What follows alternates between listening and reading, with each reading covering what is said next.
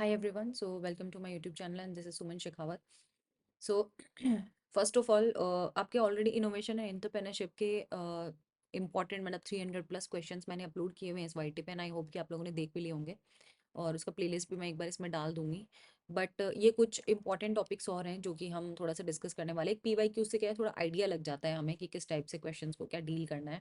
कभी कभी रिपीट भी हो जाते हैं अगर तुम्हारी अच्छी किस्मत रही तो चलो एक बार थोड़ा सा ये देख लेते हैं। ये थोड़ा सा मैं स्लॉट 2024 का स्लॉट 1 और 2 के एंड उनके साथ में कुछ मिक्स इम्पोर्टेंट टॉपिक्स में मतलब क्वेश्चंस मैं डिस्कस कर रही हूँ आपके साथ में। तो एक बार इनसे भी थोड़ा सा आप गो थ्रू हो जाइए।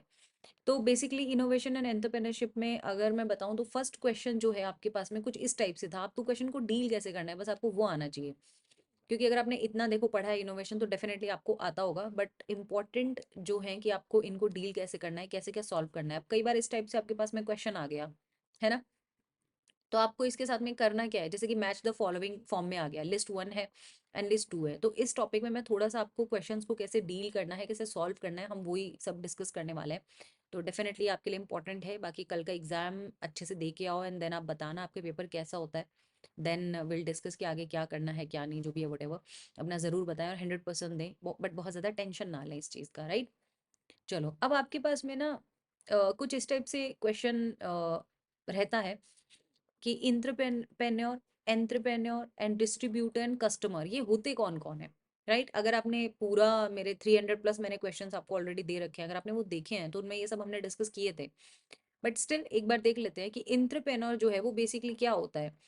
इंटरप्रेन्योर क्या है, एक risk taking in an organisational role है। वहीं एंटरप्रेन्योर क्या होता है, एंटरप्रेन्योर बेसिकली एंटरप्रेन्योर क्या है, कैलकुलेटेड रिस्क टेकिंग है। कैलकुलेटेड जो आप कैलकुलेटेड रिस्क टेकिंग जो होता है, वहीं risk taking in an organisational role तो वो इंटरप्रेन्योर है। और एंटरप्रेन्योर क्या है, कैलकुलेटेड रिस्क टेकिंग है। वहीं अगर हम देखें डिस्ट्रीब्यूटर क्या होता है, एक वैल्यू एडिशन बेसिकली है ना। डिस्ट्रीब्यूटर मतलब वैल्यू एडिशन। और कस्टमर क्या है, यूटिलिटी मैक्सिमाइजेशन। तो आंसर वुड बी आपका सी होगा यहाँ पर। नेक्स्ट आपके पास में एक मैच द फॉलोइंग का ही है कि बिजनेस प्लान जो है, बेसिकली बिजनेस प्लान या availability of raw material plant and machinery etcetera. ये चीज मतलब अगर देखा जाए तो ये क्या है ना। बेसिकली ये क्या है, टेक्निकल feasibility है। टेक्निकल feasibility मतलब कि availability of raw material plant and machinery and etcetera. वहीं अगर मैं डिमांड एंड कस्टमर प्रेफरेंसेस की अगर बात करती हूँ, डिमांड एंड कस्टमर प्रेफरेंसेस वो क्या होती है, मार्केट feasibility। वहीं प्रॉफिट प्रोजेक्शंस की अगर हम बात करें, ये कुछ इंपॉर्टेंट है, ये देख लेना क्योंकि इन्हीं से घूम फिर के आते रहते हैं हमारे पास। तो प्रॉफिट प्रोजेक्शंस क्या है, देखो प्रॉफिट प्रोजेक्शंस मींस क्या है, एक फिनेंशियल फीसिबिलिटी। और वही मार्केट टेक्निकल एंड फिनेंशियल को अगर हम देखें तो ये क्या होता है, बिजनेस प्लान होता है। तो आंसर वुड बी डी होगा यहाँ। नेक्स्ट आ जाते हैं कि द एंटरप्रेन्योर।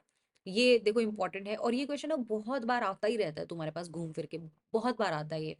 तो द एंटरप्रेन्योर की अगर हम बात करते हैं तो वो क्या है, एक aggressive catalyst for change in world of business. और ये अगर तुम देखोगे ना, जो मैंने तुमको जो प्रीवियसली हमने डिस्कस किए हुए इनोवेशन एंड एंटरप्रेन्योर के क्वेश्चंस, एंटरप्रेन्योरशिप के, तो उसमें ये ऑलरेडी मैंने कराया हुआ है, एज इट इज कराया हुआ क्वेश्चन है और एज इट इज आया था। ठीक है। और जो इवन दो वो जो लास्ट वीडियोस जो है ना हमारे इनोवेशन एंटरप्रेन्योरशिप के, अगर मैं उनमें से बात करूँ उन्हीं में से आएगा क्वेश्चन, कुछ भी बाहर से नहीं आने वाला है। तो बेसिकली ये क्या होता है, एक एग्रेसिव कहीं ना कहीं catalyst for change in the world of business definitely.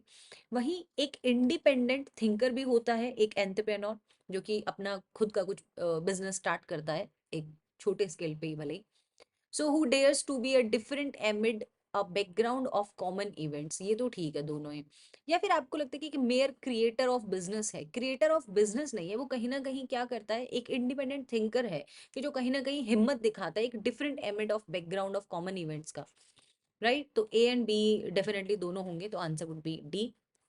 वहीं अगर विच ऑफ द फॉलोइंग जो आपको लगता है कि एग्जाम्पल है स्पेक्युलेटिव बिजनेस रिस्क का, इसमें से कौन सा ऐसा है जो कि एग्जाम्पल है, तो वो देखो आपका क्या है, एक customer is injured while using the product, नहीं।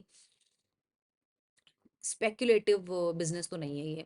या फिर supplier shipment is lost in transit, या फिर a special promotion fails to increase the sales, या फिर a cashier gives unauthorised discount to friends. देखो ये होगा एक special promotion fails to increase the sales, है ना, उसको वो कैसा है, एक स्पेक्युलेटिव बिजनेस रिस्क है।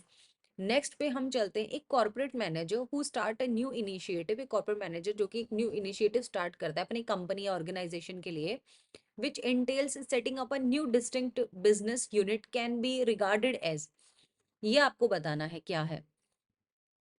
तो देखो ये क्या होगा, एक इंट्राप्रेन्योर होगा, इंट्राप्रेन्योर, ठीक है, एंट्रप्रेन्योर मत कर देना बस।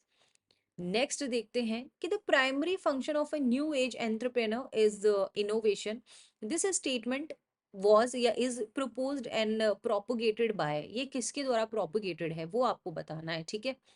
तो बेसिकली यहाँ पे क्या होगा, स्कैम्पीटर, स्कैम्पीटर। नेक्स्ट पे आ जाते हैं, विच of the following statement correct है, आपको बस करेक्ट बताना है कि इसमें से अगर हम देखें तो मुद्रा लोन्स जो है अंडर PMMY इंक्लूड शिशु कैटेगरी, या फिर आपको लगता है कि ये इंक्लूड है इसमें किशोर कैटेगरी, या फिर शैशव कैटेगरी, या फिर तरुण कैटेगरी, या फिर वयस्क कैटेगरी, क्या है इसमें से। तो देखो यार आंसर वुड बी, मतलब क्या क्या क्या क्या इसमें इंक्लूडेड है। देखो पहला तो इसमें क्या है, शिशु कैटेगरी और किशोर किशोर कैटेगरी ये भी है, और वयस्क कैटेगरी, ये दोनों अलग हो जाएंगे, ठीक है।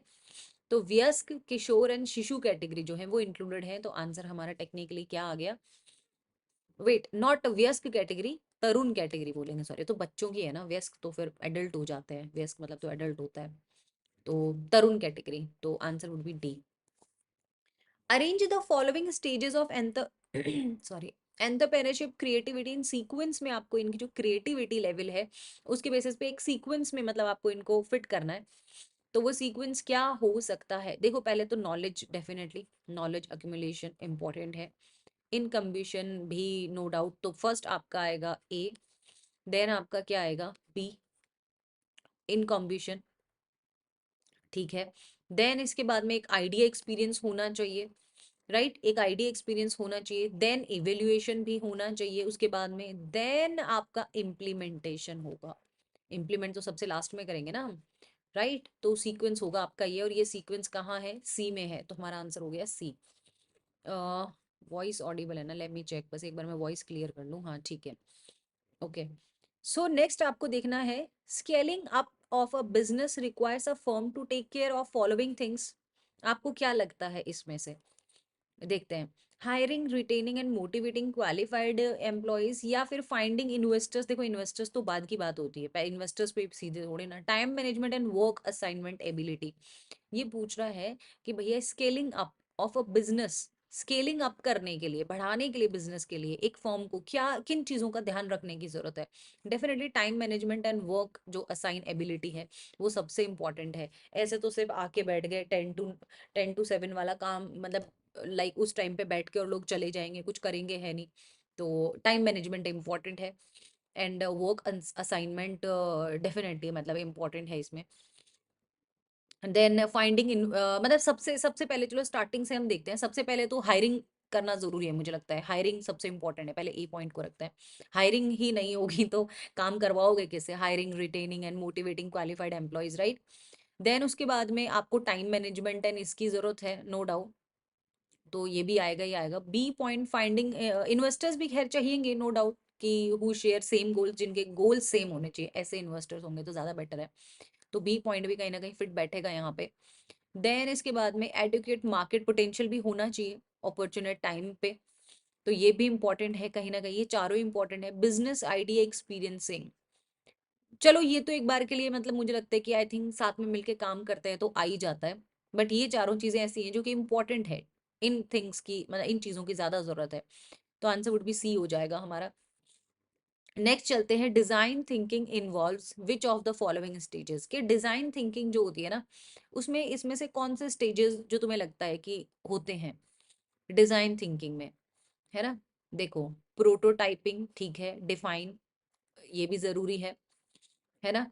देन इम्फेथाइज, ठीक है। देन मॉडलिंग का तो नहीं है, टेस्ट इंपॉर्टेंट है, तो आपका डी को आई थिंक छोड़ के बाकी सब होंगे, तो वो सब बी में है। तो answer would be B. Which of the following is not part of entrepreneurship development programme? का पार्ट नहीं है वो बताना है जो नहीं बताना है, ठीक है। वो क्या है? वो है अरेंजिंग इंफ्रास्ट्रक्चर कैपेबिलिटीज, वो इसका पार्ट नहीं है। बाकी तो देखो डेवलपिंग एंटरप्रेन्योरल कैपेबिलिटीज जो है वो एक एंटरप्रेन्योरशिप डेवलपमेंट प्रोग्राम का काम है, जिसमें कि डेवलपिंग एंटरप्रेन्योरल कैपेबिलिटीज सिखाई जाए, selection of entrepreneurs for training और identification of entrepreneurs for training, है ना। Identification and selection and developing, ये तीनों तो इंपॉर्टेंट है। तो ये जो है वो इंपॉर्टेंट नहीं है, तो आंसर वुड बी डी, क्योंकि नहीं है वही पूछा था। The government of India has launched the following initiative a few years ago to drive the new age ideas and enterprises. Right, simple सा पूछा है कि भैया गवर्नमेंट ऑफ इंडिया ने लॉन्च किया था क्या फॉलोइंग इनिशिएटिव कुछ साल पहले, क्या करने के लिए? New age ideas and enterprise के लिए, राइट। वो आपको बताना है, सिंपल सा। वो क्या था? स्टार्टअप इंडिया था। आई थिंक सबको पता ही होगा, ये तो बहुत इजी क्वेश्चन है कि कुछ टाइम पहले इनिशिएट किया था, है ना, स्टार्टअप इंडिया। तो यस, उससे फायदा भी उसके मतलब मुझे लगता है कि रिजल्ट्स अब देखने को मिलते हैं। तो आंसर डी। नेक्स्ट है, आपको 2 स्टेटमेंट्स गिवन है एंड आपको करेक्ट वन बताना है। चलो स्टेटमेंट देख रहे हैं, अगर आपके पास में थोड़ी नॉलेज है इसकी तो स्टेटमेंट्स आप बता दोगे करेक्ट इनकरेक्ट। तो आपके पास में क्या है? People's attitude have changed, okay, over the years leading the थोड़ी सी खांसी जुकाम है, sorry, to involvement of state government मतलब इन बिजनेस ग्लोबली। ये कह रहा है कि लोगों का जो एटीट्यूड है ना वो चेंज हो गया है over the years, leading to किस लिए? To involvement of state in business globally. देखो ये तो करेक्ट नहीं है कि लोगों का एटीट्यूड चेंज हो गया है, कि बेसिकली किस लिए हो गया है कि years leading to involvement of state. Second second कह रहा है increase in technicality is leading to state, ठीक है, to make interventions in in business globally, कि इंक्रीज हो गया है technicality is leading to state government to make interventions in business globally, है ना। एंड इनमें से बताना है, तो मोस्ट अप्रोप्रिएट आंसर आपको लग रहा है इसमें से चूज करना है। टेक्निकली दोनों ही गलत है, मतलब इंक्रीज हो गया technicality is leading to state को लीड करने के लिए to make interventions in business globally, तो ये भी रॉन्ग है। टेक्निकली ये दोनों ही गलत है अगर अपन देखेंगे तो। हाँ, ये दोनों ही इनकरेक्ट है। आपको बताना है इसमें से ऐसा कौन सा है जो फॉर्म ऑफ ऑर्गेनाइजेशन है टू इनिशिएट अ बिजनेस और एंटरप्राइज को। अच्छा, नहीं है, not a form of organisation. ये किसी ऑर्गेनाइजेशन का फॉर्म नहीं है, मतलब टाइप नहीं है, तुम्हें ऐसा लगता है तो देखो। पार्टनर ऑर्गेनाइजेशन ये तो है, सोल, हाँ सोल प्रोप्राइटरशिप, हाँ ये भी है एक, मतलब उसका पार्ट है एक ऑर्गेनाइजेशन को इनिशिएट करने के लिए, है ना। ये भी इंपॉर्टेंट होता है, पार्टनर ऑर्गेनाइजेशन भी होता है, प्राइवेट लिमिटेड कंपनीज भी डेफिनेटली होती हैं, but okay, live and licence नहीं है। तो यस डी होगा, आई मीन डी होगा फिर आंसर। डी आंसर हो गया। नेक्स्ट है, इसमें से ऐसा कौन सा फैक्टर है मस्ट यू जज to estimate the market potential, कि भैया आपको ना जज करना चाहिए to estimate the market potential, वो क्या है वो आपको बताना है। चलिए देखते हैं। सो देखो, प्रेजेंट मार्केट डिमांड, डेफिनेटली कि आपको जज करना इंपॉर्टेंट है। आप जो भी बिजनेस करने जा रहे हो उसका क्या मार्केट डिमांड क्या है, वो तो आपको पता होना ही चाहिए। एक्सपोर्ट मार्केट डिमांड भी आपको पता होना चाहिए, definitely A B. Future market demand भी तो, future market demand I think, हाँ डेफिनेटली आपको पता होना चाहिए फ्यूचर मार्केट डिमांड भी। देखो, प्रेजेंट की मार्केट डिमांड क्या है, फ्यूचर की क्या होने वाली है। अब तुम कोई बिजनेस इसलिए स्टार्ट कर दो क्योंकि वो अभी अभी उसकी डिमांड है, बट ये भी तो देखो ना आगे 5 साल बाद उसकी क्या डिमांड रहेगी, ये भी तो इम्पोर्टेंट है। अब तुम इतना सारा इन्वेस्टमेंट कर दो जिसकी 1-2 साल का कोई हाइप आई है किसी चीज की उसके ऊपर, तो वो भी तो ठीक नहीं है। तो present market demand and future market demand तो इम्पोर्टेंट है, और एक्सपोर्ट मार्केट डिमांड भी उतनी इंपॉर्टेंट है, अदरवाइज कमाओगे कैसे, राइट। लेबर डिमांड की तो खैर कोई दिक्कत नहीं है, रिटेलर्स कंजम्पशन प्रेफरेंसेस की भी कोई दिक्कत नहीं आती, तो ए बी सी इंपॉर्टेंट है। आंसर हो जाएगा सी हमारा इसके बेसिस पे। गिवन बिलो 2 स्टेटमेंट्स हैं एंड अगेन वही आपको ट्रू फॉल्स बताना है। एक entrepreneur can get a lot of, okay, lot of quality information about competitors, ठीक है, from company reports and its website से डेफिनेटली उसको मिल सकती है क्वालिटी इंफॉर्मेशन वेबसाइट से, और जो भी कंपनी रिपोर्ट्स होती है वहां से मिल जाती है, ठीक है। First step to avail finance for a new project is promoters biodata. देखो प्रोमोटर्स का बायोडेटा उतना इंपॉर्टेंट नहीं है, पहले खुद खुद का इंपॉर्टेंट है। तो फर्स्ट तो ट्रू है, सेकंड नहीं होगा, तो आंसर हमारा क्या आ गया भैया? अच्छा फर्स्ट ट्रू है, सेकंड फॉल्स है, सी आएगा। नेक्स्ट पे आ जाओ। टू स्टेटमेंट है and assertion and reasoning type से आपसे पूछा। असर्शन रीजनिंग यहाँ भी घुसा दिया इन्होंने, देखो कहाँ कहाँ आता है assertion reasoning.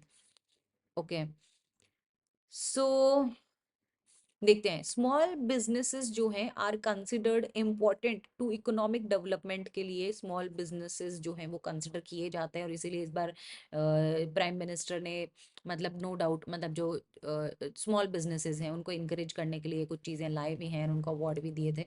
Small business can be innovators होता है एक न्यू प्रोडक्ट का and provide specialist support to a larger company को, कहीं ना कहीं वो सपोर्ट करता है, इसलिए इंपॉर्टेंट है। रीजन तो बता ही रहा है, देखो ये भी ट्रू है अपनी जगह, ये इन्फॉर्मेशन भी ट्रू है, और जो आर है ना वो ए का रीजन भी बता रहा है ना। करेक्ट मतलब करेक्ट एक्सप्लेनेशन है कि नहीं है ये बताओ। एक मिनट रुको, करेक्ट एक्सप्लेनेशन है ना? हाँ हाँ करेक्ट एक्सप्लेनेशन है, मतलब यही होता है, सिंपल सा है कि क्योंकि वो भाई सिंपल सा है, एक न्यू प्रोडक्ट को कहीं ना कहीं स्मॉल बिजनेस जो है वो एक इनोवेटर ही होता है न्यू प्रोडक्ट का, और एक स्पेशली सपोर्ट भी देता है लार्जर कंपनीज को, इसलिए स्मॉल बिजनेसेस को इंपॉर्टेंस दी जाती है इकोनॉमिक डेवलपमेंट में। तो आंसर हमारा क्या हो जाएगा, ए होगा कि बी होगा? ए होगा। नेक्स्ट पे आ जाओ। टू स्टेटमेंट्स अगेन आपको करेक्ट इनकरेक्ट बताना है। Yoga and focus on hobbies are good ways है। हॉबीज पे और योगा पे अगर तुम फोकस करते हो तो गुड वे है to deal with the stress for an entrepreneur के लिए, कि भाई कोई भी जो बिजनेस करने वाला एंटरप्रेनर नई शुरुआत कर रहा हो तो उसको थोड़ा योगा वगैरह मेडिटेशन करना चाहिए, क्योंकि बहुत ज्यादा स्टार्टिंग में तो बहुत ज्यादा स्ट्रेस होता ही है। खैर ये हमसे बेटर कौन ही समझ सकता है एमबीए पाठशाला की स्टार्टिंग से, मतलब हम जानते हैं खैर। तो नो डाउट होता है। देन है having stress for an entrepreneur is welcoming as, देखो ये तो ट्रू है ना, ये तो ट्रू ही होगा, सिंपल सी बात है। एंड ये कह रहे हैं कि having stress for an entrepreneur is welcoming है, कि हाँ वो तो होना ही चाहिए, as it helps in better performance. Stress से थोड़ी ना परफॉर्मेंस अच्छी होगी। तो ये तो इनकरेक्ट है यार, ये तो रॉन्ग है। तो हमारा आंसर क्या आ गया, फर्स्ट करेक्ट है और सेकंड इनकरेक्ट है, तो आंसर वुड बी सी आ गया, सिंपल। नेक्स्ट पे चलते हैं। विच of the following can give an enterprise dealing in instant coffee competitive as, ये बताना है आपको। तो ठीक है, क्वालिटी टेस्ट एंड लोकेशन, देखो एक सिंपल सा पूछा है, इनमें से ऐसा कौन सा है जो कि दे सकता है एक enterprise dealing in instant coffee या कॉम्पिटिटिव एज में? Quality test and location important है। Population increase in the city, क्या ये इंपॉर्टेंट है कि नहीं है? ये तो खैर नहीं है। एम्बियंस अच्छा होना चाहिए, कस्टमर रिलेशनशिप बेटर होना चाहिए, तो फर्स्ट एंड थर्ड होगा, तो answer would B D. Next है सोशल एंटरप्राइज ऑब्लिगेशन में क्या क्या इंक्लूडेड होता है, वो आपको देख के बताना है। सोशल वाले में एनवायरनमेंट डेफिनेटली इंपॉर्टेंट है, फेयर बिजनेस प्रैक्टिस भी इंपॉर्टेंट है, कम्युनिटी इन्वॉल्वमेंट भी इंपॉर्टेंट है, एनर्जी तो खैर नहीं है, शेयर होल्डर्स, सिंपल सी बात है ये तो इंपॉर्टेंट है, फ्रॉड। तो आंसर क्या आ गया हमारा, ए आ गया। तो ये हमारे इंपॉर्टेंट 20 क्वेश्चंस हो गए। देन हम आगे चलते हैं। अब हमारे पास में इस टाइप से कुछ क्वेश्चंस थे कि means identifying and imitating the best, और ये क्वेश्चन मैंने एज इट इज कराया हुआ है, ये मेरे कराए हुए क्वेश्चंस में से आया, अगर तुमने इनोवेशन वाली सीरीज देखी है मेरी वो playlist. Means identifying and imitating the best in the world at specific task and function, इसके लिए आपको चूज करना है। देखो बेंच मार्किंग होगा, बेंच मार्किंग मीन्स होता है identifying and imitating the best in the world at specific task and function. And estimating and financing funds requirement schemes are offered by, ये आपको बताना है, offered by various commercial banks, definitely. किसके द्वारा आपको लगता है कि एस्टिमेटिंग एंड जो नेंसिंग फंड्स है ना, रिक्वायरमेंट्स स्कीम्स हैं वो ऑफर की जाती हैं? वेरियस कमर्शियल बैंक्स और industrial development bank of India, इनके थ्रू भी की जाती है। देन आपको देखना है, ठीक है, industrial credit and investment corporation of India, ICICI, बिल्कुल उसमें तो होता ही है। Small industrial bank of India में तो मुझे पता नहीं, आई थिंक होता भी नहीं है। रिजर्व बैंक ऑफ इंडिया में तो खैर होता है। तो आंसर हमारा क्या आ गया भैया? ए B C E. A B C ई कहाँ है? ए बी सी ई देखो, रिजर्व बैंक ऑफ इंडिया, एक मिनट, आर अच्छा आरबीआई में क्यों ही होगा? Oh sorry sorry, small industrial development bank में होगा, हाँ। आरबीआई में नहीं होगा। हम्म। Yes, A B C D E, A B C D होगा। यस, आरबीआई में तो खैर नहीं होगा। नेक्स्ट पे आ जाओ। An important area of concern for innovative entrepreneurs in financing of project is raising the, अब वो बताना है राइजिंग द क्या होगा? सीड कैपिटल, सीड कैपिटल होगा। ठीक है, कि जो इम्पोर्टेंट एरिया ऑफ कंसर्न है किसके लिए? इनोवेटिव एंटरप्रेन्योर्स के लिए, वो क्या है? Seed capital. ठीक है, कि लाइक जो इन्वेस्टमेंट है वो कहाँ, कैसे, कितना किया जाए। नेक्स्ट है the following are the stages of design thinking. Design thinking की स्टेजेस जो हैं वो तुमको बेसिकली बतानी है। वो देख लो क्या है। हाँ, तो वो क्या है हमारे पास में?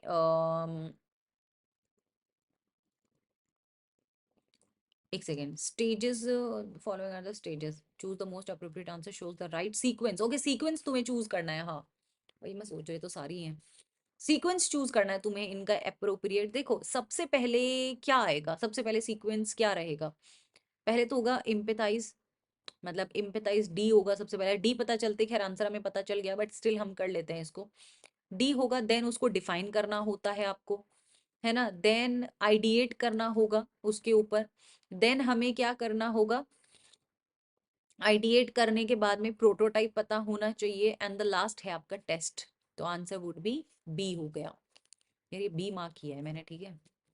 नेक्स्ट पे आ जाओ। Given below are two statements, again correct incorrect बताना है। फैमिली बिजनेस, रुको, family business are always interested to hand over the charge of their business to next generation. Family business में तो ऐसा ही होता है ना भाई, यही तो होता है, अगले अगली पीढ़ी को सौंप दिया जाए। ये तो ट्रू है। Most of the startup originate from the established family. ऐसा तो कोई जरूरी नहीं है एस्टेब्लिश फैमिली हो वहीं से ओरिजिनेट होता है। रिस्क लेने वाले तो कहीं से भी लेते हैं, हमने भी लिया ही है। कोई एस्टेब्लिश फैमिली तो नहीं थी, बाद में जाके हुई है। We are from lower middle class family, तो ऐसा कुछ नहीं, कोई लोअर मिडिल क्लास फैमिली वाला भी अपना बिजनेस मतलब स्टार्टअप कर सकता है। तो आंसर क्या हो गया? टेक्निकली हमारा सी हो जाएगा। नेक्स्ट पे आ जाओ। Following are the conventional stages of startup funding. Conventional stages जो हैं वो आपसे पूछी हैं इसमें, तो वो देखो जरा क्या होगा। फर्स्ट तो है भाई इनिशियल पब्लिक ऑफर, यानी आईपीओ इशू, राइट। देन है प्रोक्यूरमेंट ऑफ मेजानाइन नेंसिंग, बिल्कुल है।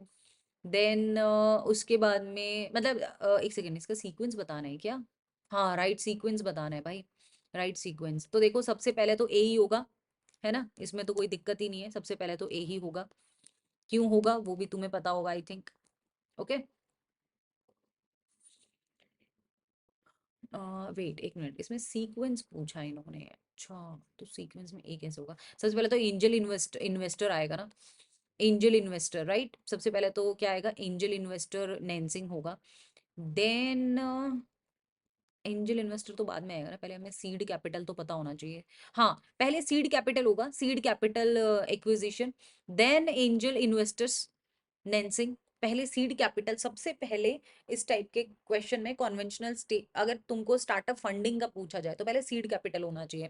पहले seed capital, then angel investor, then आता है वेंचर कैपिटल फंडिंग।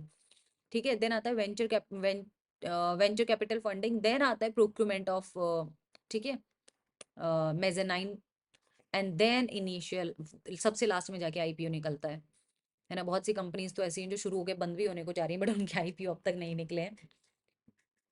या मैं भी जिस प्रीवियस कंपनी में थी, तो डी होगा आंसर। नेक्स्ट आ जाता है innovation taken by Atal initiative mission with the purpose of encourage curiosity and innovation in young talent. वो क्या है? मतलब वो बताना है आपको कि जो इनोवेशन जो लिया गया था अटल इनिशिएटिव मिशन के थ्रू, जिसका पर्पस था कि इनोवेशन जो है यंग टैलेंट्स में बढ़ाया जाए, क्यूरियोसिटी बढ़ाई जाए, है ना। तो वो क्या है? अटल थिंकरिंग लैब। नेक्स्ट पे आते हैं, nascent entrepreneur is a person. वो कौन होता है? मतलब सिंपल सा तुम्हें बताना है कि भैया वो इंसान होता है जो कि प्रोसेस करता है स्टार्टिंग ए न्यू बिजनेस की, जैसे एमबीए पाठशाला में होते सर। नेक्स्ट आ जाते हैं, the goals should be dash for the success of the business plan. वो क्या होगा हमारा, स्पेसिफिक होना चाहिए, स्पेसिफिक होना चाहिए, ठीक है, कि गोल, स्पेसिफिक गोल होगा तभी तो पता चलेगा, थोड़ी ये भी कर लो वो भी कर लो वो भी कर लो, ऐसा नहीं होता, स्पेसिफिक गोल के थ्रू स्टार्ट करते हैं। नेक्स्ट है the following are the reasons है of failure of an entrepreneurial venture, के रीजन बताने हैं फेल हो जाने के उसके, ठीक है। So lack of market research, बिल्कुल रिसर्च करते नहीं है, कुछ भी स्टार्ट कर देते हैं। पुअर फाइनेंशियल कंट्रोल, बिल्कुल कहीं भी अंधाधुंध पैसा लगा रहे हैं, जैसे बाईजूस वगैरह का तो पता ही है, बाईजूस है, और जो और भी वैसी अदर एड टेक कंपनीज हैं, उन्हें मतलब पैसे को बचाते ही नहीं है, अननेसेसरीली कहीं किसी फिल्म स्टार को बुला रहे हैं, किसी को बुला रहे हैं अननेसेसरीली, मतलब लोगों को बुला रहे हैं, प्रमोशन कर रहे हैं जिसकी जरूरत ही नहीं होती है, मतलब राइट।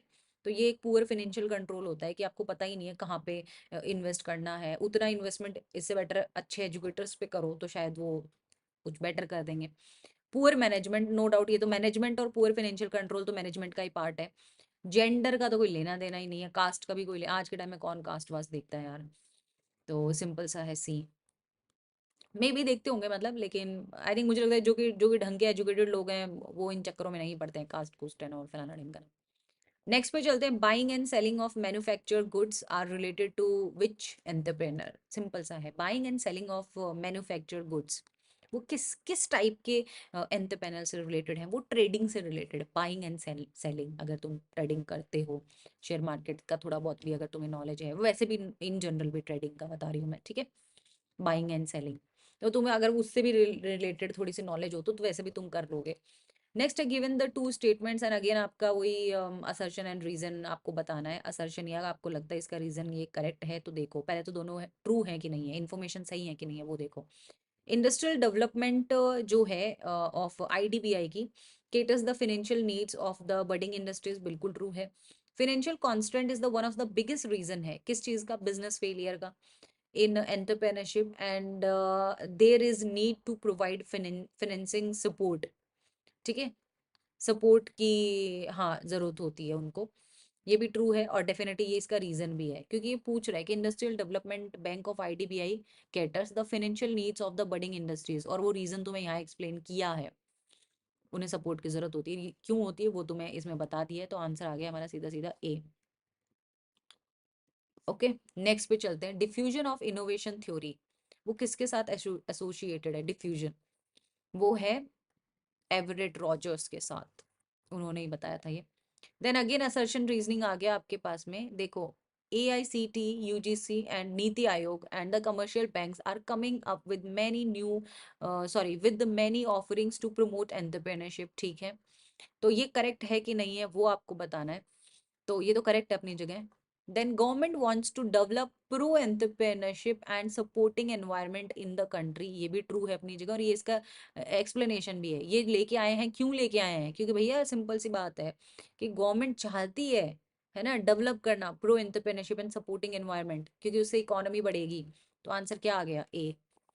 नेक्स्ट पे आ जाओ, एक टर्म है एंटरप्रेन्योर हैज बीन फ्रॉम, वो मतलब ये कौन सा वर्ड है, देखो कितना तुमको यहाँ भी वोकैबलरी पूछ लिया एक तरीके से, है ना, तुम्हारी वोकैबलरी चेक कर ली कि ये बताओ किस टाइप का वर्ड है, ये एक फ्रेंच वर्ब है एंटरप्रेन्योर, राइट।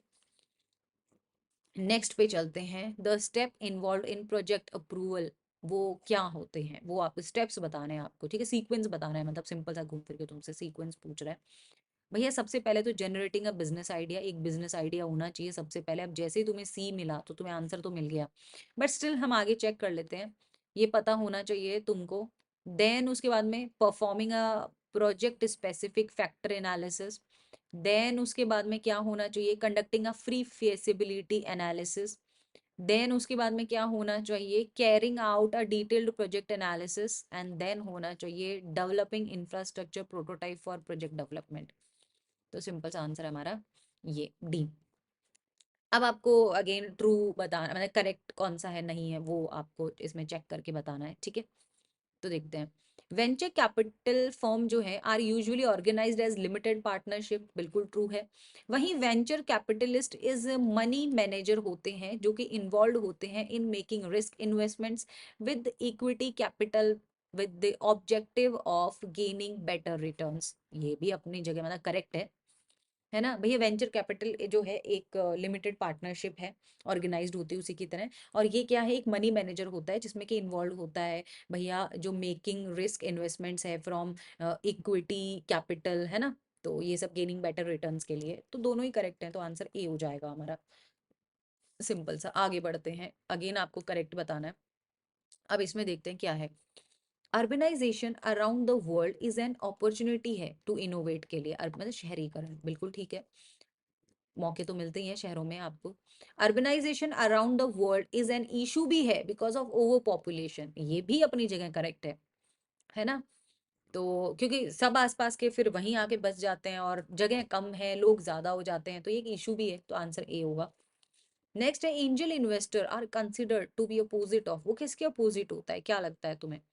देखो वो होता है वेंचर कैपिटलिस्ट जो होता है ना, उसका अपोजिट ही एंजल इन्वेस्टर होता है, angel investors. Which of the following characteristics belong the low and disruptive innovation? ये आपको बताना है, सिंपल सा देखो। It delivers product at lower cost, ठीक है। कैरेक्टर्स आपको बताना था लो एंड डिस्ट्रप्टिव इनोवेशन, कि भैया डिलीवर करते हैं प्रोडक्ट एट लोअर कॉस्ट पे, तो आंसर वुड बी बी। तो ये आपके कुछ इंपॉर्टेंट क्वेश्चंस थे जो कि आपको बता दिए हैं, बस यही है। एंड कल अपना एग्जाम दे के आओ, ऑल द वेरी बेस्ट। अच्छे कूल माइंड से जाना है, आराम से प्रॉपर अपनी नींद पूरी करके जाओ, अपना सारा सामान लेके जाना भैया, अपना एडमिट कार्ड जो भी चीज़ें, अपना कोई जो भी आपको आइडेंटिफिकेशन आपके पास में, वोटर आईडी हो, आधार कार्ड हो या कुछ भी हो, अपना लेके जाइएगा, पेन वेन सब लेके जाना, ठीक है। और बस यही है। और टाइम से पहले ही पहुंच जाना, कोई दिक्कत नहीं है, ऐसा नहीं है कि जो टाइम तुम्हारा एडमिट कार्ड पे लिखा है कि भैया क्लोजिंग गेट का टाइम ये, उससे हाफ एन आवर पहले ही पहुंच जाओ, ताकि सारी चीजें देख लो। हाफ एन आवर पहले पहुंचने का टारगेट रखो, 1 घंटा पहले ही पहुंच जाओ, कोई दिक्कत नहीं है। और उससे ज्यादा पहले भी मत पहुंच जाना, कहीं सुबह सुबह ही जाके बैठ जाओ, ओके। तो ऑल द वेरी बेस्ट, अच्छे से अपना एग्जाम दे के आओ, एंड देन हम जो भी कैट 25 के स्टूडेंट्स हैं करेंगे हम प्रिपरेशन स्टार्ट। एंड अभी एमबीए पाठशाला पे फिनिक्स बैच एंड आपका एक मतलब दो दो बैच आए हुए हैं आपके, ठीक है। तो दोनों में से आप जो भी आपको ठीक लगे वो आप परचेज कर सकते हैं, मतलब दोनों ही अच्छे बैचेस हैं, नो डाउट। तो वो आप देख लें जाके। महाराष्ट्र एमएचसीईटी का, मतलब एमएचसीईटी का भी आपका बैच चल रहा है मिनिमम प्राइस पे, जिसमें आपके लाइव क्लासेस होते हैं, डेली आपके लाइव क्लासेस होते हैं उसमें, ठीक है। तो वो भी एक बार आप जाएं, चेक करें, देखें। एंड अगर आपको एमएचसीईटी करना है तो अभी बहुत ही मिनिमल मैं बोलूँगी प्राइस पे आपके वो कोर्सेज आपको मिल रहे हैं। बाकी आप एमबीए पाठशाला की टीम पे भी कॉल करके पूछ सकते हो, मतलब ऐसा कोई प्रॉब्लम नहीं है, आपको किसी टाइप का कुछ भी डाउट है, दिक्कत परेशानी प्रॉब्लम है, तो आप जाके देख सकते हैं, ठीक है। तो एमबीए अभी आपका एमबीए पाठशाला पे 6 फरवरी से भी एक और कैट का बैच आने वाला है। आप एक बार ऐप डाउनलोड करो, देखो, वहाँ पे आपको मिल जाएगा। एंड अब तो वहाँ पे फ्री क्लासेस भी स्टार्ट हो गए हैं, तो फ्री क्लासेस जिनके लिए आपको पे नहीं करना है, तो आप जाके कैट के वो क्लासेस भी अटेंड कर सकते हो। देन आप जज करो आपको लेना है नहीं लेना है। और एमएचसीटी का भी स्पेसिफिक 70 डेज का बैच है, जिसमें लाइव क्लासेस हैं, प्रैक्टिस शीट मिलेंगे, पीडीएफ मिलेंगे, मॉक्स मिलेंगे, सब कुछ इसमें इंक्लूडेड है, मिनी टेस्ट है, सब कुछ रहेगा इसमें। तो आप वो भी जाके परचेज कर सकते हैं अगर आप स्पेसिफिकली एमएचसीटी का बैच लेना चाहते हैं तो।